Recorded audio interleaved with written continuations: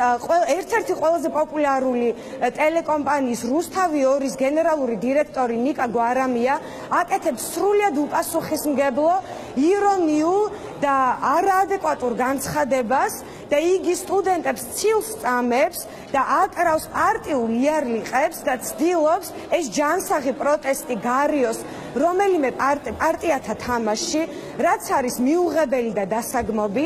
ჩვენ სტუდენტები, სტუდენტთა კრიტიკული მასა ვაცხადებთ, რომ მანამ სანამ ნიკა გვარამია არ მოიხდის საჯაროდ ბოჯის ყველა განცხადებაზე, ჩვენ ტელეკომპანია რუსთავი 2-ს ვუცხადებთ ბოიკოტს და ბოჯიშის მოხდის შემდეგ ჩვენ გავაგრძელებთ თქვენთან კომუნიკაციას. მადლობა.